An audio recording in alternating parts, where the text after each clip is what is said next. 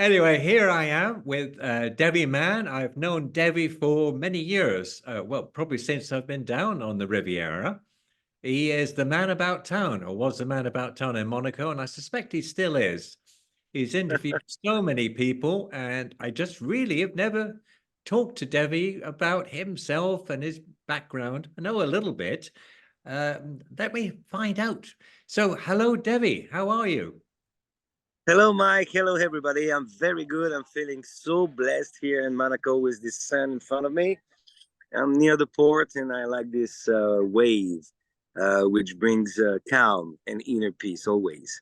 Oh, that's cool. I like that.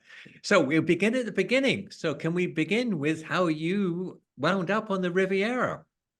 Oh, that was a long time ago. It was 23 years ago. Wow. I was in Paris and I decided to come to the Riviera because I was born in Grasse. And I came very often for holidays, but I never knew the Riviera that much. I knew Cannes a lot because I was doing rollerblade on the Croisette, and at the moment I felt that I needed to discover this place where I come from and of course to enjoy the sun because in Paris and all these areas it's so rainy that you cannot live properly. There's always these clouds and these rainy days. I'm coming from Paris right now. We had just like 2 months and a half of rain. It's like, wow, how can we live like that? I don't understand how people can do. I need my I need my colors. So what do you And do down here? so So I what do you, arrived on Riviera 23 years ago, just with my luggage and my guitar, because I was a musician. And then yeah. I had a friend of my mother who was renting me a little room. And then I start to work for a company of advertisements and magazines. And I did some graphic work in many magazines and advertisements, on the streets. And then more and more, I learned how record some music, to compose some music on the computer, and to make some graphics, and then videos. You love your videos. Ah, yes, I like my artwork. Is really special because it's really dealing with alchemy of colors. Fascinating. I like that idea. But you were a man about town, I know that, and you were interviewing so many people. You said over 1,000 people you've interviewed. Is that Well, right? yes, probably much more. I have invented. In fact, I was in Cannes Film Festival, and at this time I was participating to movie competitions, uh, short movies, huh? Uh-huh. And I did like three times 24 hours to make a movie, the challenge. That was organized by American people from LA, producers and directors. And it was a very, very good challenge. And in another competition, I won a little camera that was the same size than a smartphone. Before the smartphone, were making videos, Okay. and idea to stand to put my arm far away and to return this camera. And when I return it and push the record button, I could just interview someone near me, and it was okay to have it in the same, you know, Hmm. uh, in the same lens. Yeah. So I started like because I was obliged to defend myself against a big producer who had some problem later. That is called Harvey Weinstein. And I wanted to prove to the professional people and to the business area that I was the man of the project I was searching to achieve. That was The Alchemist from my friend Paolo Coelho. You know, and I've been working 10 years in that direction to achieve this dream. It has been super complicated, but who knows? Who knows? Who knows what will happen? But you're making a lot of use of AI these days. I've noticed that with your art. What drew you into that? Sorry, Mike. You're using AI, artificial intelligence, with Yes, your yes, yes, artwork. What totally. what brought you into that? I discovered this. You know, I'm always participating to events, to international events, and trying to keep being on the edge, you know, and to smell what's going on the market. And that gives me a kind of expertise. And I discovered artificial intelligence some time ago, but I didn't know how I could use it yet until some applications on the smartphone went out, you know, because I've been specialized into making a movie with a phone. I also do my music on the phone. I do everything with my phone. I need interviewing people. You know, it's like, for me, it's like almost a weapon, you know. I've got my phone, I've got like everything I need. And it's super easy to, it's really much more easy. I've been like working on serious applications like Ableton Live for people who knows and Final Cut for long years, making my movies like that and making professional music. But with the phone, we have this simplicity and the challenge of supersede this little technology because it's not that so complicated, you know, and you cannot do as well incredible stuff like you can do on a normal computer.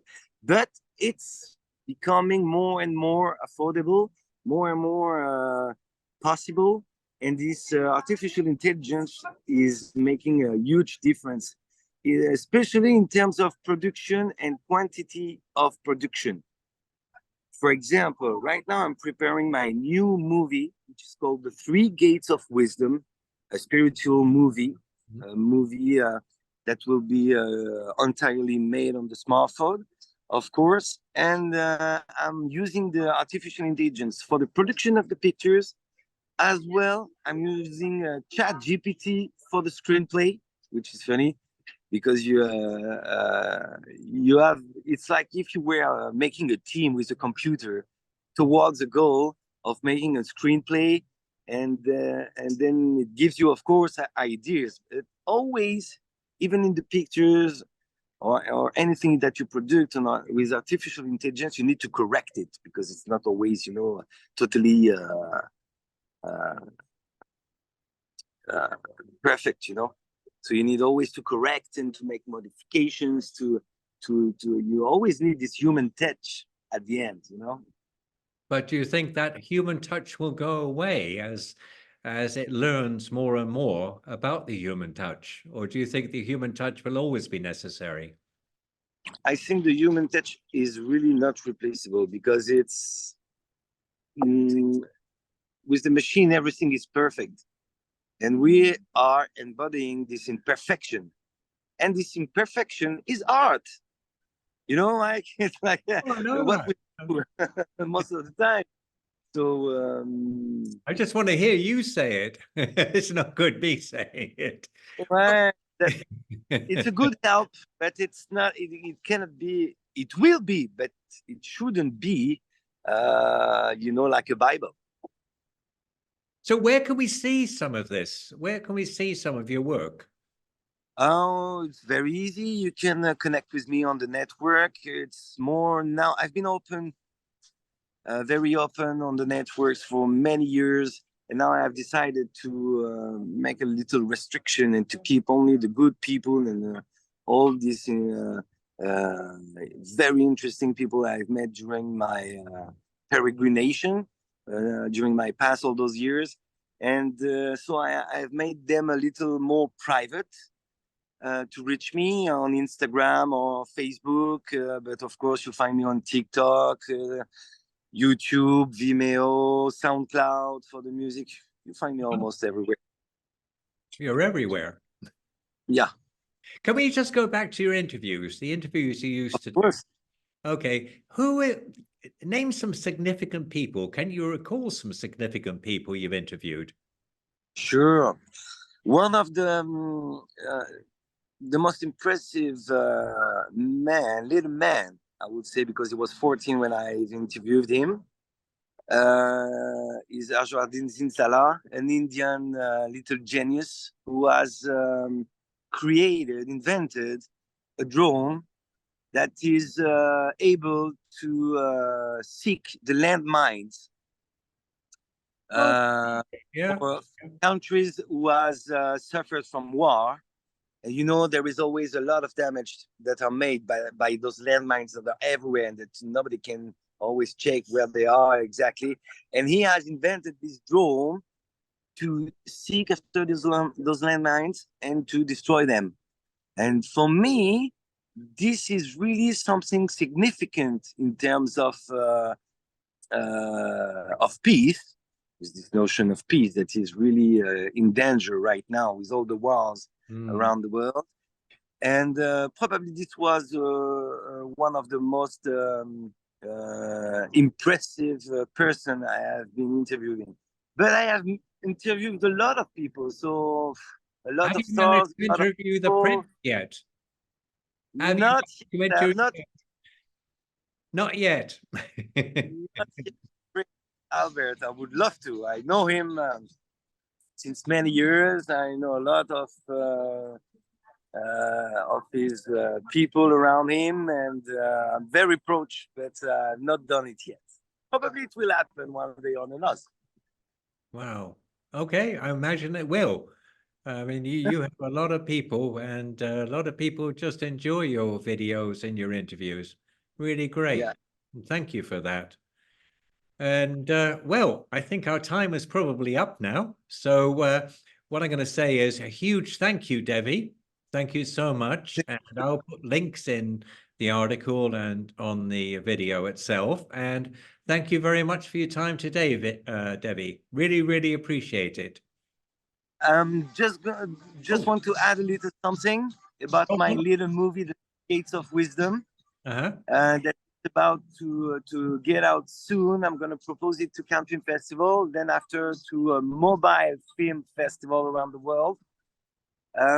This story is really major and talking about everybody's hurt. And I'm very, very happy to make it. And also, I want to say thank you to the people who supports me and the art gallery where I will publish some drawings of this movie because it's going to be an animation with special effects Wow. and music with the off voice on it, which is one of my specialty in terms of how I make movies. It's going to be like as well a storyboard for a long version of it with real actors. Brilliant. Well, I thank you so So, much. so keep us in My, touch with that, please. I yes, appreciate that.